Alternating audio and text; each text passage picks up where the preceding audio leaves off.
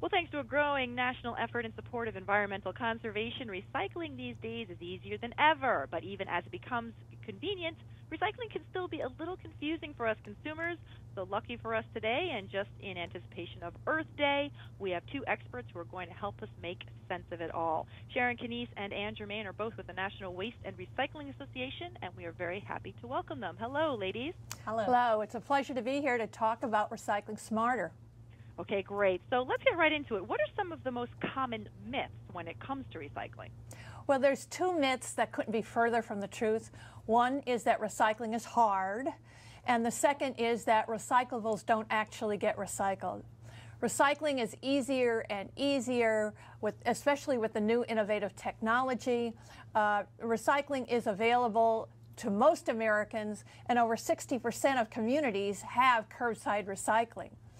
And with the single stream recycling, you can put all of your recyclables in one bin, and it's sorted at a high-tech facility. All right, fantastic. Now, we know we're making some of those mistakes, though. So what are some of the common items people are putting in the bin that really should not go there? One of the first things that people make a mistake with are plastic bags. So your plastic grocery bags can be recycled, but it's a problem when it's taken in the bin. We recommend that people take them back to the grocery store where they can be recycled and kept clean and dry. Another thing is that people like to put a lot of their packaging, their cans and bottles, in the bags to kind of keep things neat in the bin.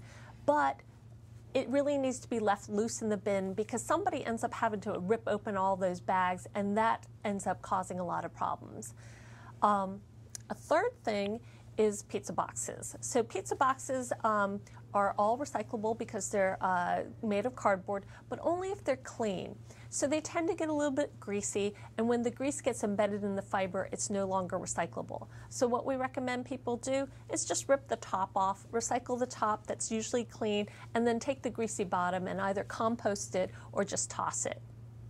A couple other items, aerosol cans are made of steel, so they can be recycled, but only if they're empty. If they have any of the propellant left in it, then it really needs to be taken to a community event. Peanut butter jars are recyclable as well, but a lot of times people leave food residue in them, and then that leads to some contamination. So we ask people, if they're going to recycle their peanut butter jars, to make the extra effort to clean them out a little bit.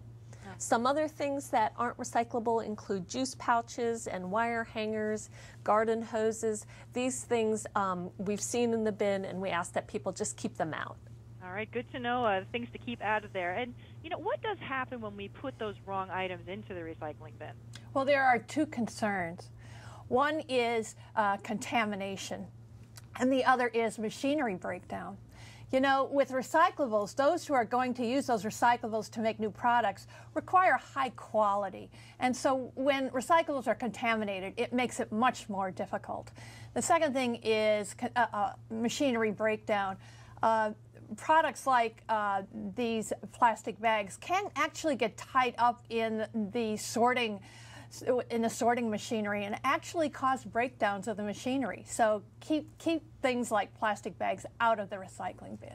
All right, good to know. Now, what are ways that we can maybe encourage recycling in our own communities?